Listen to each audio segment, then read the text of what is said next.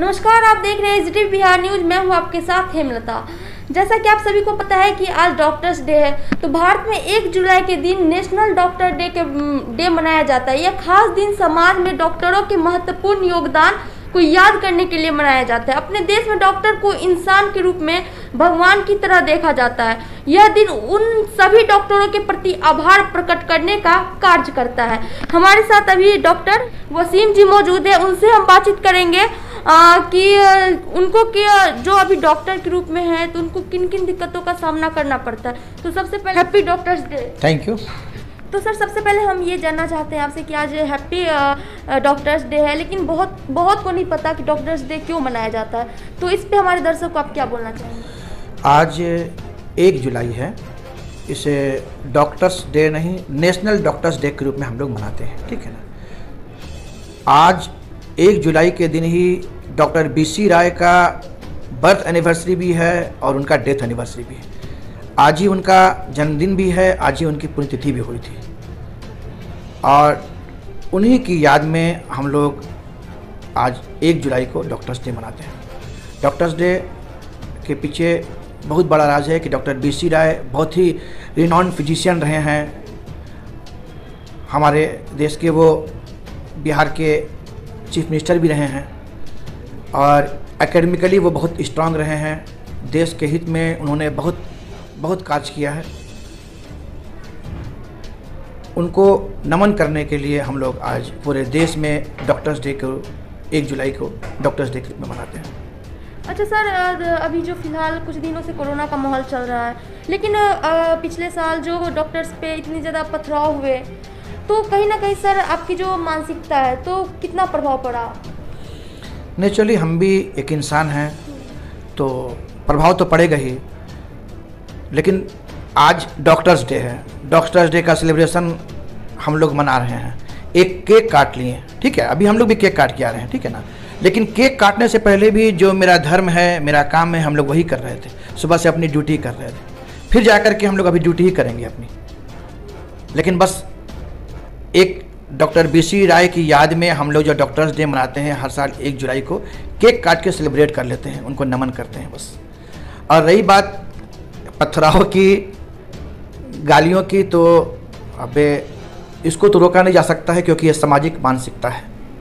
लेकिन सच्चाई यही है कि चाहे वो गवर्नमेंट हॉस्पिटल हो या प्राइवेट हॉस्पिटल हो, डॉक्टर्स कोई भी हो, वो अपने काम में कभी जानते हुए में कोताही नहीं करता है। जो भी डॉक्टर्स हो वो अपना बेस्ट देना चाहता है, अपनी तरफ से कोई भी मरीज़ को बचाने के लिए कोई कसर नहीं छोड़ता है। बाकी डॉक्टर्स का काम सिर्फ मरीजों को बचाने की कोशिश करना है, बचना नहीं बचना तो फिर ऊपर में। और इसी बात को बहुत लोग नहीं समझ पाते हैं और जो फिर आलम आप जो बोल रही हैं पथराव और गाली का रूप ले लेता है, तो वो सब तो हम लोग फेस करते हैं और अब एक एडेप्टेशन सा हो गया है। अच्छा सर, बहुत सारे लोगों का ऐसा कहना है कि जितने भी प्राइवेट हॉस्पिटल है तो वहाँ पे लूट बहुत ज़्यादा हो रही है, ऐसे हमारे मतलब जो पब्लिक है उनको लगता है, तो उस पर आप क्या कहना चाहेंगे? देखिए, बोलने वाले को तो हम रोक नहीं सकते हैं।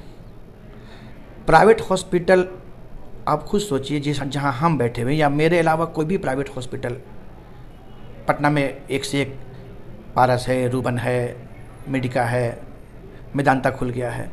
अब सोचिए कि वो कितना बड़ा उसमें लागत लगा है और उसके बाद उस सेटअप को चलाने के लिए doctors, nursing staffs, ward boy, ward girl, lab technician, city technician, reception, administration, वो सब मिल करके एक टीम बनती है और उस टीम को एक हॉस्पिटल मैनेजमेंट ही चलाता है। तो जाहिर से बात है कि उस टीम को चलाने के लिए मैनेजमेंट को तो कहीं ना कहीं से एक रेवेन्यू आएगा तभी तो चलाएगा, और रेवेन्यू आएगा तो बेस्ट सर्विस भी देगा। और रही बात बेस्ट सर्विस भी चाहिए और पैसा भी खर्चा नहीं हो, ऐसा नहीं हो पाएगा। गवर्नमेंट उसके लिए बहुत सारा इंतज़ाम किया है। पटना में PMCH भी जाइए, अच्छे से वहाँ भी इलाज होता है, पेशेंट वहाँ भी बचते हैं। NMCH में देखिए पेशेंट वहाँ भी एडमिट होते हैं, वहाँ भी पेशेंट बचते हैं। एम्स है, IGIMS है, लेकिन सच्चाई यही है कि वहाँ पर पेशेंट का लोड इतना ज़्यादा है कि बेड की अवेलेबिलिटी बहुत कम रहती है।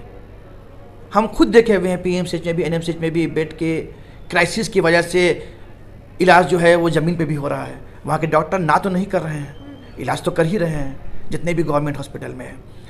अब आपको उतना रश में अपने पेशेंट का इलाज नहीं कराना है, उतना क्राउड से बचना है, तो जाहिर सी बात है कि प्राइवेट हॉस्पिटल में मूव करना पड़ेगा।